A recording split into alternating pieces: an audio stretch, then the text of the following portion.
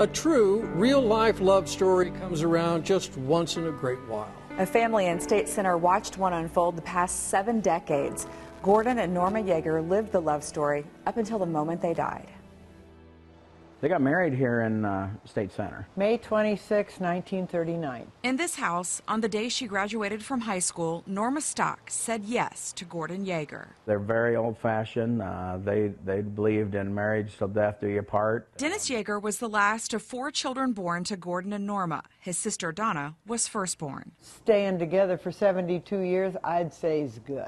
And nowadays, that's exceptional. The way the kids tell it, Dad was the life of the party. Mom kept everything together. Anybody come over, she was the hostess with the mostest. She just, seriously, the more she did, the more she smiled. Dad would be the center of attention going, hey, look at me, and Mom's like, get him away from me, you know?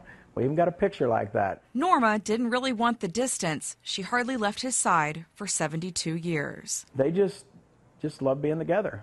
You know, even like everybody argues once in a while, but they still, you know, he always said, I have to stick around until, you know, I can't go until she does because I got to stay here for her. And she would say the same thing. It's almost as if they knew. Last Wednesday, they left home to go into town. Somehow there was an accident there. At the intersection of Highway 30 and Jessup Avenue, just west of Marshalltown, state troopers say Gordon pulled in front of an oncoming car. I rushed from Des Moines, where I was working, and saw him in the hospital.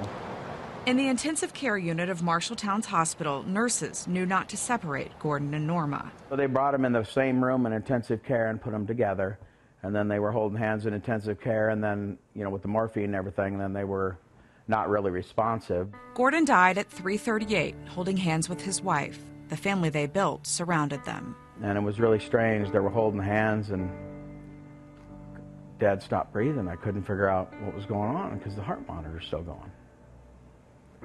And we're like, but he isn't breathing.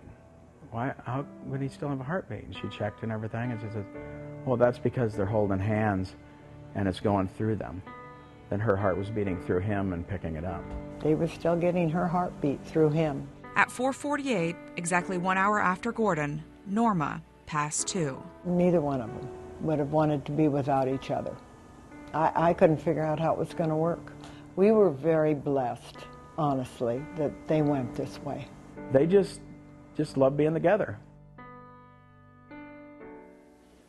At their funeral yesterday, Norma and Gordon held hands in their casket. They will be cremated and their ashes will be mixed together. It defines a love story, doesn't it? It does. It is incredible. Thanks for that, Emily.